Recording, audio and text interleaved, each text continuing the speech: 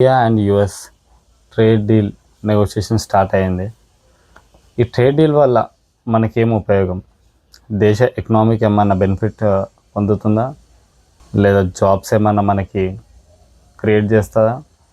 ఈ trade deal వల్ల మన కంట్రీకి మనకి ఎలా ఎఫెక్ట్ అవుతుందో వీడియోలో ఎక్స్ప్లెయిన్ చేస్తాను. ఈరోజు జూన్ 1 నుంచి India and US officials trade డీల్ని స్టార్ట్ చేశారు. మెయిన్ గోల్ ఏంటంటే టూ కంట్రీస్కి తన వాల్యూమ్ని ఇంక్రీజ్ చేసుకోవడం. ట్రేడ్ డీల్ అనేది ఎక్స్పోర్ట్స్ని కానీ ఆ ట్రేడ్ ఇంక్రీజ్మెంట్ అనేది ఇప్పుడు రిస్ట్రిక్షన్స్ ఉన్నాయి కదా కొంచెం టారిఫ్ వల్ల, దానివల్ల ట్రేడ్ డీల్స్ అనేవి ఇంక్రీజ్ చేసి వాల్యూమ్ అనేది ఇంక్రీజ్ అవుద్దామని.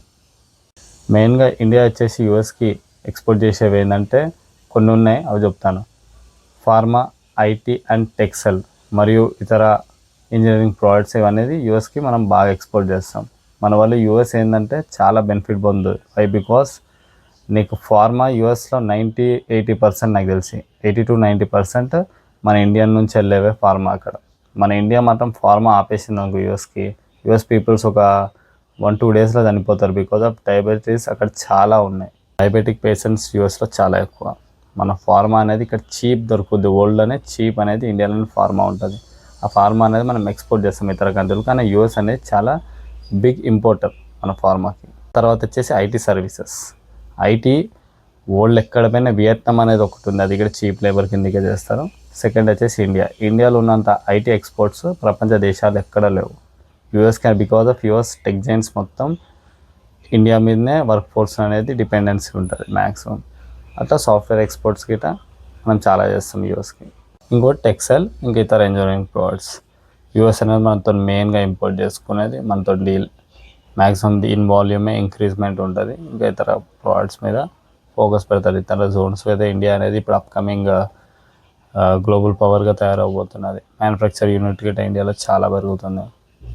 మనం వచ్చేసి యూఎస్ నుంచి ఎక్కువ ఇంపోర్ట్ చేసుకునే ఏంటంటే ఒకటి టెక్నాలజీ, ఇంకోటి డిఫెన్స్ ఎక్విప్మెంట్స్, ఇంకా వేరియస్ ఆఫ్ ప్రోడక్ట్స్ అనేవి మనం చాలా హ్యూజ్ అమౌంట్గా యూఎస్ నుంచి డిపెండెన్సీ ఉంది. ఎక్స్పోర్ట్ చేసుకుంటాం, మనం ఇక్కడ ఇంపోర్ట్ చేసుకుంటాం.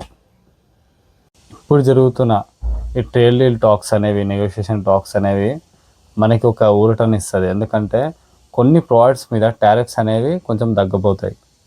ఆ తగ్గితే ఆబ్వియస్లీ మన ఇండియాలో ఉన్న కంపెనీస్కి యూఎస్లో మంచి ఆపర్చునిటీ దొరుకుతుంది.